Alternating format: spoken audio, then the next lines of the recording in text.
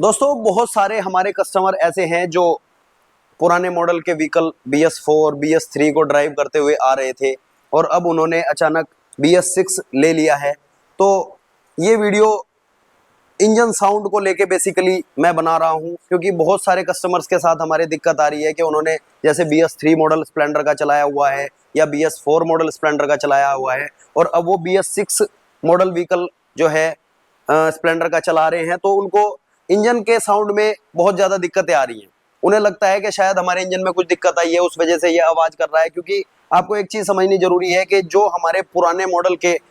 Splendor हो गई या CD डिलक्स हो गई, हीरो के ज़्यादातर हीरो के साथ ये दिक्कत आ रही है कि जो पुराने मॉडल थे उनके इंजन साउंड में और नए मॉडल के इंजन साउंड में बहुत ज़्यादा डिफरेंस आ गया है,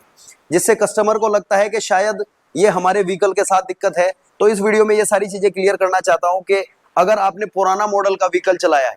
तो उसमें जो हमारे इंजन के अंदर जो सेटिंग्स रहती थी वो थोड़ी अलग रहती थी। जैसे हमारे टैपेड फुल टाइट चलते थे, उसमें खाली साइड प्ले रहती थी, लेकिन जो BS6 व्हीकल आए हैं उनमें हमें टैपेड के अंदर थोड़ा गैप रखना होता है, जिससे बाइक हीट होने पर कई बार अपनी आवाज़ को नॉइज़ में बदल सकती है। तो कुछ कस्टमर उससे परेशान हैं, लेकिन आपको मैं ये चीज़ क्लियर कर देना चाहता हूँ कि जो हमारे पुराने मॉडल की स्प्लेंडर या डिलक्स या सुपर बाइक थी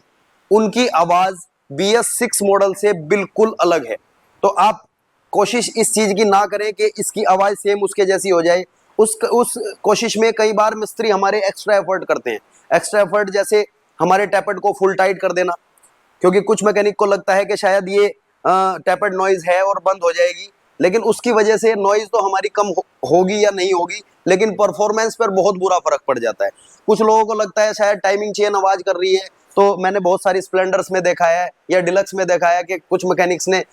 जो पुश रोड के नीचे हमारा सॉफ्ट स्प्रिंग लगा रहता है उसको निकाल के उसको टाइमिंग चेन को ओवर टाइट करने के लिए एक हार्ड स्प्रिंग लगाया है, जिससे हमारी बाइक के परफॉर्मेंस पर बहुत बुरा फर्क पड़ा है। तो इस वीडियो में ये चीज़ हमें समझ लेनी है कि जो हमारे BS6 व्हीकल हैं उनका इंजन साउंड और जो हमारे BS4 या BS3 व्हीकल्स थे उनके इंजन साउंड में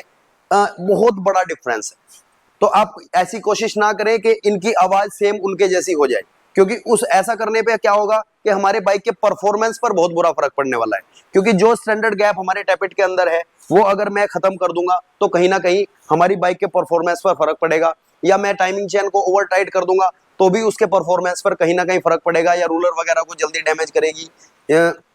इस वजह से मैं ये चीज आपको क्लियर कर देना चाहता हूं कि BS6 को BS6 की तरह ही आपको बिहेवियर में लाना पड़ेगा। BS6 में आप ऐसा नहीं कर सकते कि उसके इंजन की आवाज़